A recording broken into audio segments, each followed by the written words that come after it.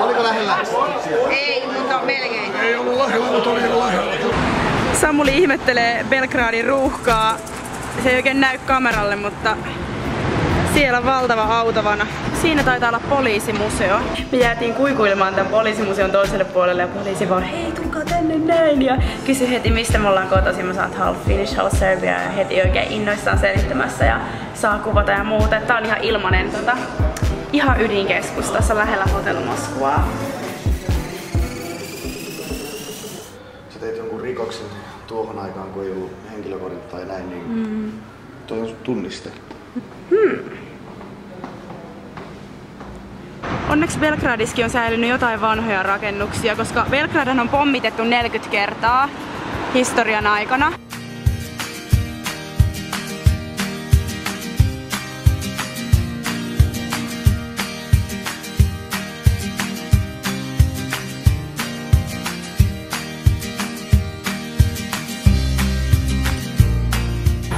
Hotel Moskva, Serbian varmaan kuuluisin hotelli. Me mennään Kalemegdaniin, eli linnoitukselle, missä on sodittu vuosisatoja sitten ja kerrotaan sitä myöhemmin lisää. Jos aina mennä portaat, mutta ei pysty.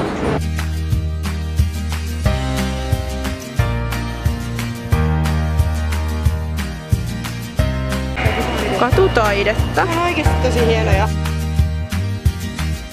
Kuka hän herra on? Nyt mennään Kalemegdan linnakkeeseen tutustumaan historian havinaan. No ihan turhia. Onko hän pulumies?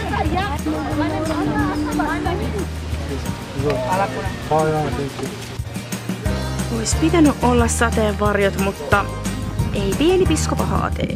Mitä ihmettä? Onpa tänne kun valuu oikein. Tuuli tuivertaa! Ui! Saavuttiin Kalemegdaniin, alkoi ihan kaatamalla sataa. Ihan kun tuuli oikein tuli sieltä täysiä, niin se vesi lensi oikein niinku... Tiedättekö kun on... Mikä se on se biisi? Kun siinä lauletaan, että... Meren vaahtopäät. Me naurataan vaan sille, kun Analla... On pakko ottaa filmille tämä. Ana kuvasi tässä näin. Mä olin vaan näin. Flats. Mut jatka vaan meren elämä biisi. Se on merien vaahtopäät.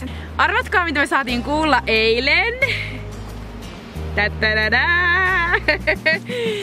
Me päästiin Tampereen yliopistoon opiskelemaan molemmat. Se on semmoista.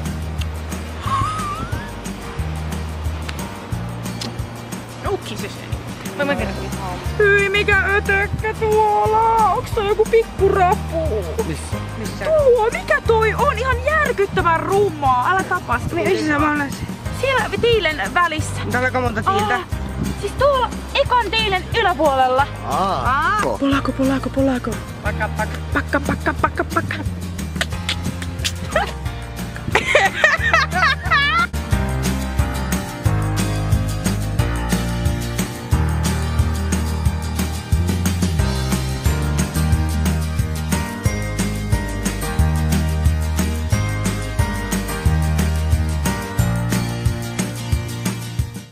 Ciao. I would like to take one ice cream, one vanilla. Paikallisissa ravintoloissa on yleensä aina live-bändi soittamassa, ei aina, mutta ainakin tässä paikassa on kuulemma ihan basic motto. Tätä on aina kerrottavaa bändille, että mitä pitää soittaa.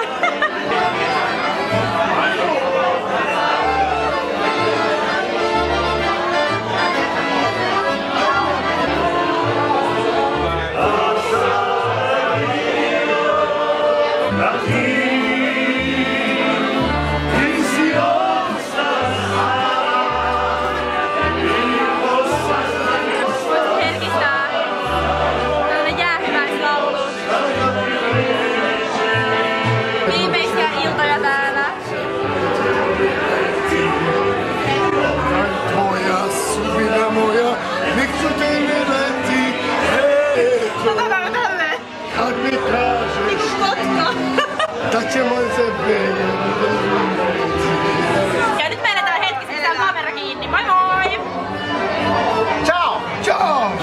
Viimeinen meno Belgradissa. Yes! Woo! Woo! Sweet home Alabama. Ja vietän täällä paikallisten kanssa aikaa. He oli heti kiinnostuneita mistä päin me ollaan ja täällä jutellaan englantia ja vahditaan kulttuurillisia näkemyksiä.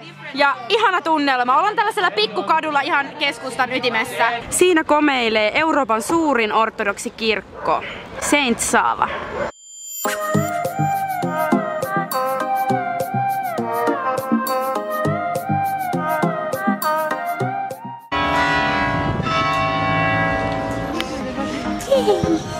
Heippa! Mä en muistanut, että gyrokseen tungetaan noin ranskikset sisään, mutta vähän kreikkalaista tunnelmointia ja hyvä ruokaseura. Puhuttiin, että ei tuu vaan nälkäkiukkua, niin pitää käydä kuvausten välissä vähän syömässä. Me tultiin ihanalle torille, tää on vähän jo mennyt kiinni, mutta on täällä kukkia ja vihanneksia ja hedelmiä vielä. Ei olla vaan täällä koskaan käyty, mutta ihana vähän fiilistellä ja chillailla gyroksien jälkeen. Mulla on tuplatumetus päällä. Ihana, tekis mieli sanoa hänelle. Pitäisikö sanoa? Pitäis sanoa. I love your outfit. Oh, it's very beautiful. It looks stupid, but after a month it will be a nice thing to remember.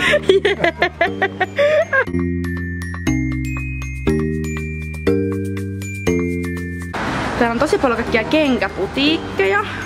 Serbialainen juttu on, että joka paikassa myydään popcorneja. Tää ikonikauppa on ollut tässä niin kauan kuin mä muistan.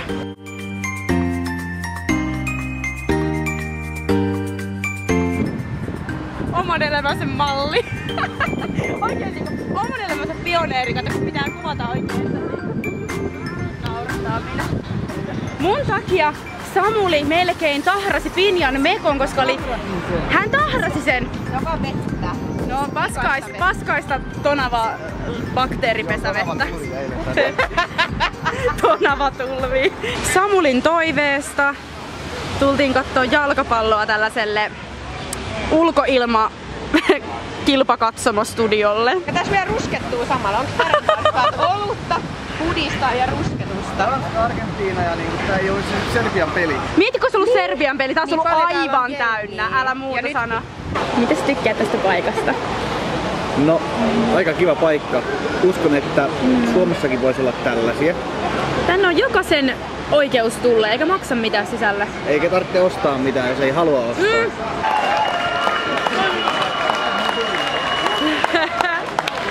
Täällä ilakoidaan. Woo!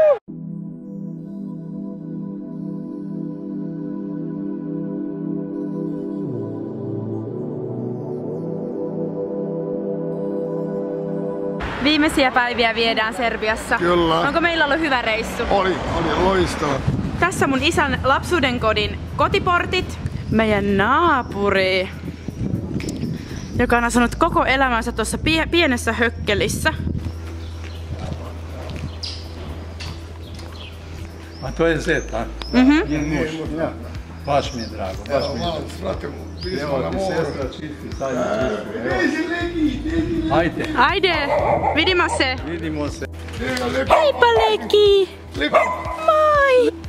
Tässä on mun isän lapsuuden koti. Rekli smo Ivana, Doktor Sezet. i kad vam bude dobro morate polako da vežete. Tata esittää mun tätiä. Okay, it's like my father. If snow comes, I don't care. And then she go like this.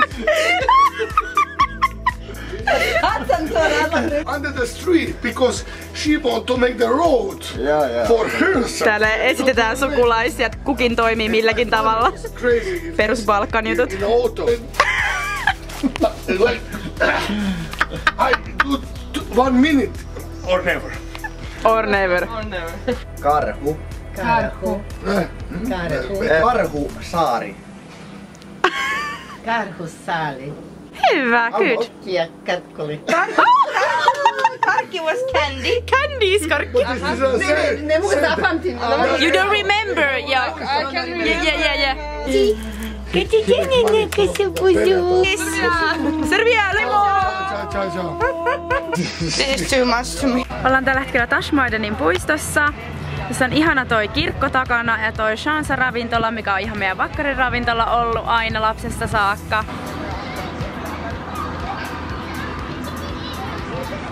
Kirjoitin mun viimeisimpään IG-kuvaan näin. Viimeinen päivä Belgradissa, mun synnyinkaupungissa. Tää Balkanin roadtrip jää ikuisesti mun sydämen muistoihin. Tuntuu, että opin itsestäni aina lisää, kun palaan juurilleni. Suomi on mun koti, mutta suuri ja särkyvä ikävä jää kerta toisensa jälkeen Serbian sykkeeseen. Mä itkin eilen ilosta, kun katsoin ikkunasta kaupungin tornia ja mietin, miten paljon hyvää mä oon saanut. Se ei silti tarkoita sitä, etteikö elämän haavoittuvuudet kosketa välillä syvältä ja kovaa. On levollista uskoa, että koko mun elämä on korkeimman käsissä. Ilman Jumalan armoa en seisoisi tässä.